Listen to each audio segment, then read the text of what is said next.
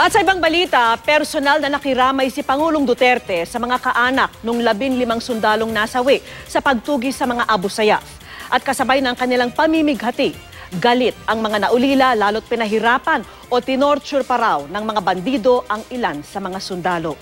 Nakatutok si Rida Reyes. Nagluluksa ang buong sandatahang lakas sa pagdating sa Zamboanga ng mga labi ng 11 sa 15 sundalong nasawi sa pakikipagbakbakan sa Abu Sayyaf sa Patikul Sulu nitong Lunes.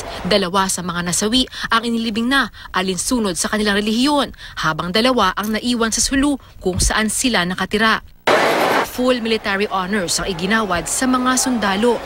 Nanggigigil sa galit si Aling Maria Mila sa paraan ng pagkamatay ng anak na si Private First Class Gison Falcasantos. Pinugutan siya ng mga bandido na nakuha pang makipag-text sa kanya. Ang iba naman, matindi rin ang mga pinsalang tinamo.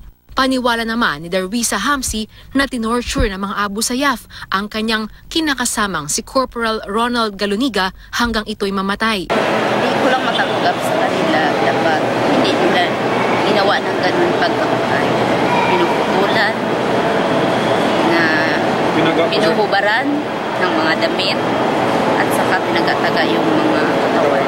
At saka yung mata, kinukuha nila, kinuputsulyo nila yung dito, saka dito lahat.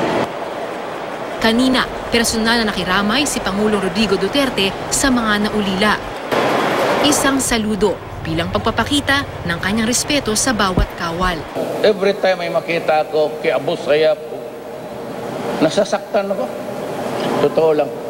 Bukod sa tig 250,000 pesos na special financial assistance mula sa Office of the President, tumanggap din ng 160,000 pesos na tulong ang mga kaanak mula sa pamunuan ng AFP.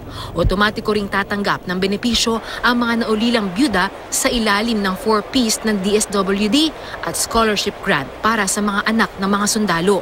Inatasan din ng Pangulo ang DILG na magbukas ng programa para bigyang kabuhayan ang mga byuda. May kontempera dyan buwan-buwan sa may isang sakong bigas.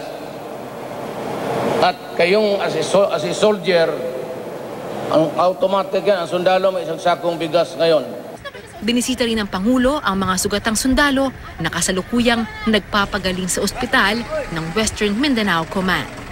Mula rito sa Zamboanga City, Rida Reyes, Nakatutok, 24 Oras.